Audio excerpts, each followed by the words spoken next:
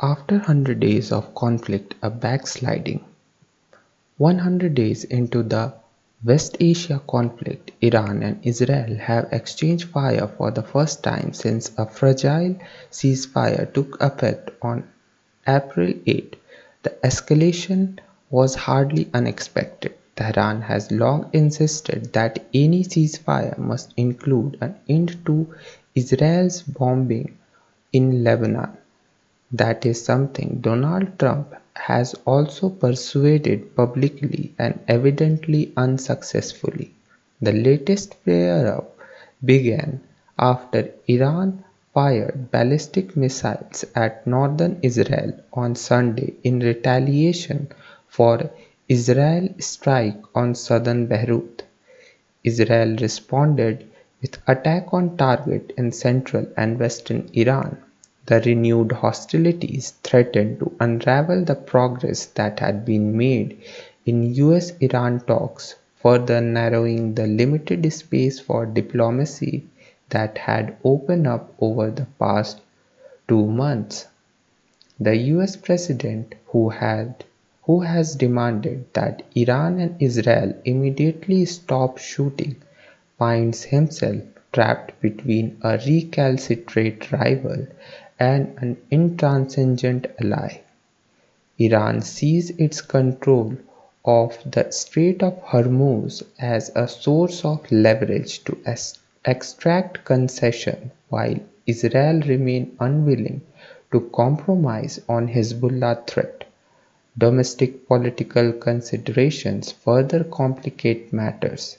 In all three countries, two of which faces critical election in coming months, any compromise risks being portrayed as capitulation at home, even as a section of public opinion in US has turned sharply against Israel.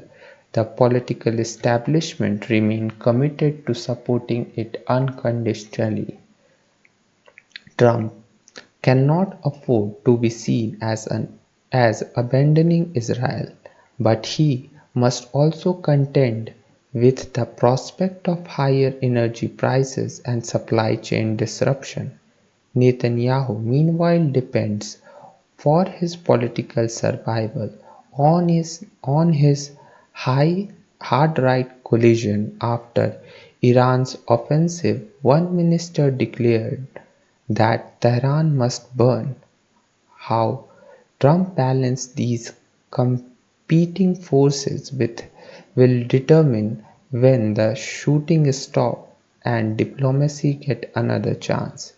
Even before the return to kinetic action, the US and Iran remained far apart on a deal because their core demands on nuclear weapons, sanctions, regional proxies, and frozen assets have been fundamentally irreconcilable. Deep mutual distrust, compounded by the absence of meaningful direct contact between Tehran and Washington since the Islamabad meeting in April, means that even if Trump succeeded in securing a de-escalation, the region is likely to remain trapped in a state of no peace, with continuing consequences for the world economy.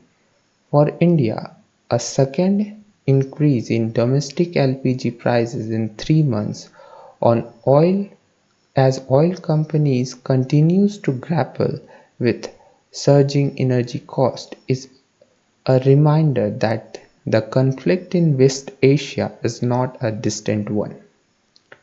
Now we will write a precis of 50 words using this column.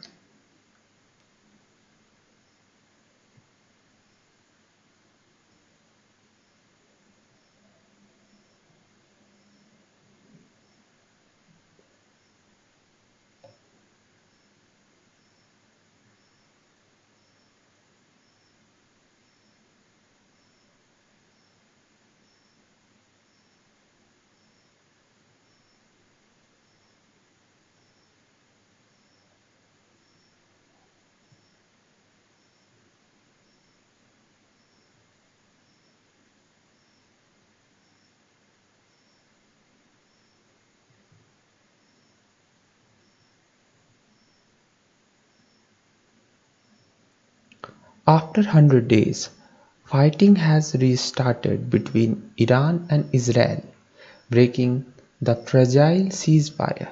Trump is stuck between Iran's stubbornness and Israel's refusal to bend. With demand too far apart, peace looks unlikely. Rising oil cost shows India that the conflict is not far away and its ramifications is global. Thank you for watching.